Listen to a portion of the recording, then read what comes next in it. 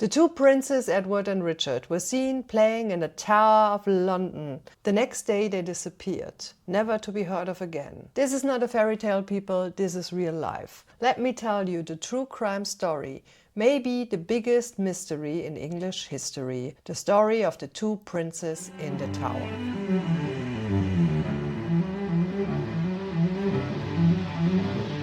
The Tower of London. Is it a palace, a royal residence, or is it a prison? The answer is yes. Was it a menagerie, a kind of zoo? Is it where today the crown jewels are stashed? The answer to this is also yes, because the Tower of London is an arrangement of many buildings within castle-like walls surrounded by a moat, right next to Tower Bridge in the middle of London town. And the princes Edward V and Richard of Shrewsbury were brought to the Tower of London because their dad had died and there were Game of Thrones things to sort out. The situation was like always. Parents made shit difficult. The father of Edward and Richard was Edward IV, who was an usurper. That means he took the throne rather than he was given the throne. There were many allies, he was from the House of York, he had a claim, yada yada yada. The point is, because he had to fight for the throne, he had to legitimize his reign, his being a king as best as possible. And the best and easiest way to do such a thing is through marriage. But Edward was a very young man, or let's say a dude, when he became a king. He did not marry another princess or another queen or a royalty from a different country that would be a smart allegiance. He married a MILF. He married someone he found very hot. And this lady was Elizabeth Woodville. Elizabeth was a bit older than Edward. She already had children with her late husband and she did not want to become his mistress. If he was interested in her, he had to marry her. And Edward thought, okay, then I will just marry you, and that is exactly what he did. And for a while, everything was relatively quiet. He and Elizabeth had children, two sons, Edward and Richard. They had also, I think, 5 daughters. And with this, the succession seemed very secure. So at least this was working out. And as it turns out, Elizabeth Woodville was a very smart queen. She managed to give her relatives positions of power in this new kingdom of hers. And her brother, Anthony, I will call him Uncle Tony from now on, and her brother was in charge of taking care of young Edward, who was supposed to become king one day. And then tragedy struck. Well, before the tragedy, there were a lot of parties, there were a lot of feasts, because Edward IV was kind of a party animal. He liked to drink and he liked to eat, and then he became ill. And he was ill for about a week, and then he suddenly died. And at this point, his 2 sons, Edward and Richard, were 12 and 9 years old. And on paper, everything should have been fine. The problem was, the oldest son, Edward, was only 12, and 12 was even in 1483 too young to govern as a king. This raised 2 questions. Who would reign until young Edward would become old enough to reign as a king himself? And who would be in charge of Edward until this time? Immediately after the news of the death of the king got out, every party made their move. One of these parties was Elizabeth Woodville and her family. The Woodville claim of power depended on the king who was now dead. So Elizabeth had to play it smart. And then there is the other party, because the late king also had a brother. And confusingly, this brother was also named Richard. From now on, I will call him Uncle Richard. So Uncle Richard is basically king of the north. And he also has to make sure that his position is not in danger, because Uncle Richard is reigning in the north, but in London, where the fate of the whole country is decided upon, that is where the Woodvilles were now in charge, seemingly. Okay, so the king dies and the council decides the 2 sons of the late king and all their uncles should be in London to decide about the future of the country. Young Edward is with his uncle Tony, so Anthony Woodville, the brother of the queen, in Wales. Uncle Richard is of course in the north. But there's a third party, the party of the Duke of Buckingham. He was a very close friend of the late king, and he also had no love for Elizabeth Woodville. He did not like her. It is agreed that the three parties meet on their way to London. Young Edward arrives first with his cool Uncle Tony. Then Uncle Richard arrives. All is civil, all is well. The Duke of Buckingham is late. He arrives late that evening, late that night, and he meets up with Uncle Richard. And the two of them get talking, presumably about the Woodvilles, presumably about their future and the future of the country. And the very next day, Uncle Tony finds himself surrounded by Richard's men. And Uncle Richard goes to young Edward and tells his nephew, "Your Uncle Tony is a traitor and he is under arrest, and I am now your protector." And Edward is 12. And at 12 years old, he had already spent a lot of time with his Uncle Tony. And he does not like this at all. He does not like that Richard is now his protector and that his uncle is arrested. And now Richard really has a problem. So if the night before, Uncle Richard was only thinking about his situation right now, he now has to think about his future and the future of his people in the next couple of years, when Edward becomes king and he still hates him. And of course, Uncle Richard has the problem that what he did the night before, he cannot ever take back. Meanwhile in London, Elizabeth learns that her brother Tony is under arrest and that her son Edward is in the hands of Uncle Richard. So she reacts immediately. She takes her youngest son Richard and her 5 daughters and takes sanctuary in Westminster Abbey. So basically she goes to a place where no one can touch her and her children. When Uncle Richard arrives in London, he presents Anthony Woodville, Uncle Tony, as a traitor before the council. And the council says, "What? Where's your evidence? Why is he a traitor? A day ago he was just perfectly fine being the protector of young Prince Edward." But in the end they give in, presumably because Richard is at this moment top dog, so bad news for Uncle Tony.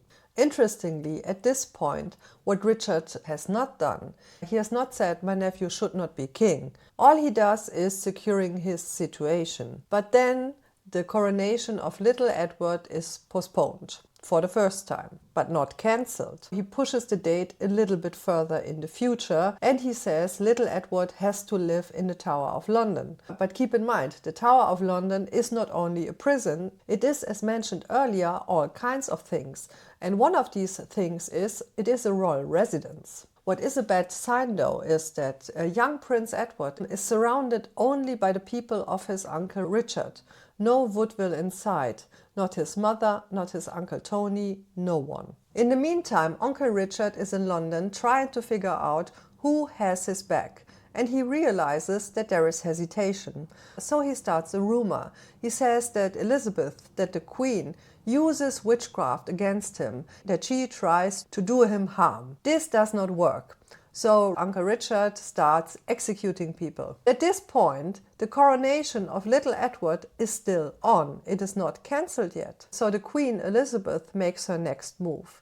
She sends her youngest son Richard to join his brother in the Tower. This is a risky move, but it also is smart, because it signals to Richard, "I'm not out to get you. I trust you with my sons. Let's not escalate things. We can live together. We can coexist in this kingdom together." But Uncle Richard has started down a path where he sees no way of turning back. So he postpones the coronation for a 3rd time. And he starts new rumors. He starts the rumor that his brother, Edward IV, the late king, was illegitimate. He basically accuses his own mom, his own mother, of sleeping around. And he also spreads the rumor that the marriage between Elizabeth and Edward IV was not legitimate, because Edward was already betrothed at that time. These claims were obvious lies. But the conclusion of these claims is that these princes are not princes after all, that their claim is not legitimate. And these rumors are spread in London in all important places, and public opinion changes. Also, there's the Duke of Buckingham. All the while, the Duke of Buckingham is doing lobby work. He's going around and saying, "This Richard guy, he's really good. He should be our king. We should give him the crown. Here's some money." And the people start saying, yeah, great idea, Duke of Buckingham. Yeah, Richard, why not Richard? Let's make Richard the King of England. And it works. The two little princes are proclaimed illegitimate. Uncle Tony is executed and Uncle Richard is crowned as the new king. He is now King Richard III. There are a lot of people at the coronation. Who is not at the coronation is Elizabeth Woodville, the former queen, who is of course no longer the queen. And the two, well, ex-princes, they are also not there. And this would have been an important sign to the public. Look, even the former princes accept me as the rightful heir to the throne. But they were not there, even though it was planned, including fancy outfits and all. Instead they disappear, though not immediately. Little Edward and little Richard are seen playing in the tower. They're practicing archery, stuff like that. Then their servants are dismissed, and then the princes disappear. There's no trace, nothing at all. And of course, the rumor starts that the princes got murdered. But till this day, it is unclear what happened to them. It is very likely that the two boys got murdered. And it is also very likely that the king either ordered their murder or that he knew of it, because it is, I think, super unlikely that the king, who is in charge of everything, does not know what happens in one of his own royal residences, especially when it concerns his two nephews. But you could say, and I think this is a good argument, that if public opinion is so important to being a king, wouldn't it have been a stupid move to kill these kids? But if you think of the long game, Game of Thrones like, and you put yourself in the shoes of Richard, and you think, well, there's Edward. When Edward comes of age, if he becomes 16, 17, 18, this will open a new can of worms. But if there is no Prince Edward and there is no Prince Richard, there is no can of worms. There's no alternative to me, it's just me. But in the end, there are always worms. The Duke of Buckingham changes sides, and he now sides with a guy named Henry Tudor. And Henry Tudor fights Richard III, and in the end he will win, and he will become the new King of England. And who does this Tudor guy marry? He marries one of the daughters of Elizabeth Woodville. So in the end, Elizabeth Woodville could not save her sons, but she did save her daughters, and she is part of the beginning of the House of Tudor. But what about the princes? Well, in 1674, there were bodies found of children in the Tower of London, and it was said, okay, this is obvious, this is little Edward, this is little Richard, these are our princes, they are now officially back to being legitimate princes. We need to give them a proper burial, so they are buried in Westminster Abbey. But when these remains were examined in 1933, the results were inconclusive. So it is very likely that these bones, which also included animal bones, did not belong to the two little princes. In the Tower of London, there were a lot of people, and a lot of people died there, also children. But there is another clue. When their mother, Elizabeth Woodville, finally dies, she is buried in Windsor, in St. George's Chapel, next to her husband, King Edward IV. So they are buried in St. George's Chapel. And in 1789, workmen are fixing something in St. George's Chapel, and they stumble upon the remains of two children. These children are buried in coffins that are next to the former King Edward IV and Queen Elizabeth Woodville. So who is buried right next to the King and Queen? Are these the bodies of little Edward and Richard? Or were they smuggled out and never killed at all, and they lived a life undercover with one of their many other aunts and uncles? Well, we don't know. All we know is the tower is many things, and for a while it was a prison for two little princes. And we know that I will see you next time with another uncanny story about a place you can travel to. Thank you so much for watching, and bye-bye.